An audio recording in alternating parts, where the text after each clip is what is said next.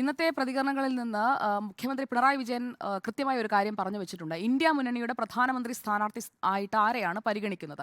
അങ്ങനെ ഒരിക്കൽ പോലും രാഹുൽ ഗാന്ധിയെ പരിഗണിക്കുന്നില്ല, അല്ലെങ്കിൽ അങ്ങനെ പരിഗണിക്കേണ്ട യോഗ്യത രാഹുൽ ഗാന്ധിക്കില്ല എന്ന് മുഖ്യമന്ത്രി പിണറായി വിജയൻ ഇന്ന് കാഞ്ഞങ്ങാട്ട് കൃത്യമായി നല്ല വെടിപ്പായി പറഞ്ഞു വെച്ചിട്ടുണ്ട്.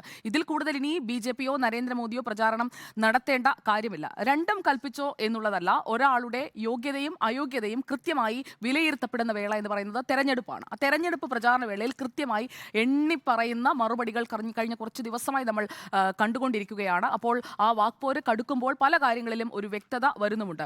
സ്വന്തം പാർട്ടിയുടെ നേതൃസ്ഥാനത്ത് നിന്ന് നിർണായക ഘട്ടത്തിൽ ഒളിച്ചോടിയ നേതാവാണ് രാഹുൽ ഗാന്ധി. അതൊരു വസ്തുതയാണ്. അത് കേരളത്തിലിരുന്ന് മുഖ്യമന്ത്രി പിണറായി വിജയൻ അത് എൻഡോഴ്സ് ചെയ്യുമ്പോൾ അത് ആളുകൾക്കിടയിൽ കൂടുതൽ വിശ്വാസത്തോടെ ആ വാക്കുകൾ ചെന്ന് തറയ്ക്കുന്നുമുണ്ട്.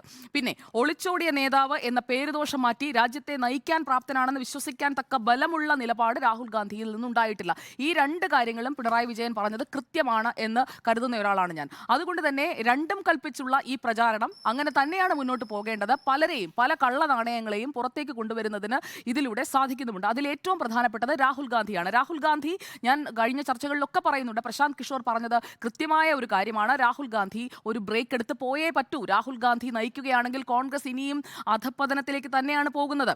പിന്നെ എതിരാളി എന്ന് നരേന്ദ്രമോദി അവകാശപ്പെടുന്നത് ആരെയാണ്? നരേന്ദ്രമോദി. ഒരു ബിഫിറ്റിംഗ് റിപ്ലൈ ഇതുവരെ നരേന്ദ്രമോദിക്ക് കൊടുക്കാൻ ഈ കൊട്ടിഘോഷിക്കുന്ന രാഹുൽ ഗാന്ധിക്ക് കഴിഞ്ഞിട്ടുണ്ടോ? കഴിഞ്ഞിട്ടില്ല എന്നുള്ളതാണ് സത്യം. ആ രാഹുൽ ഗാന്ധി ആദ്യം മത്സരിക്കാൻ അമേഠിയിൽ ഇതുവരെ എടുത്തിട്ടില്ല.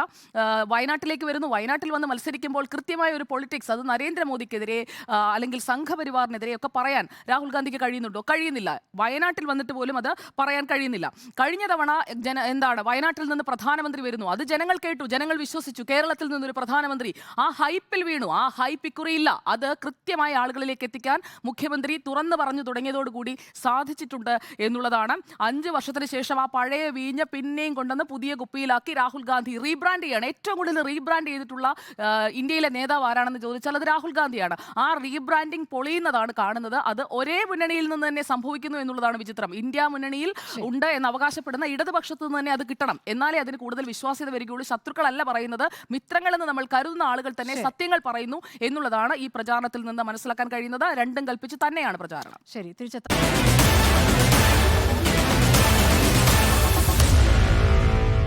Meet the editors.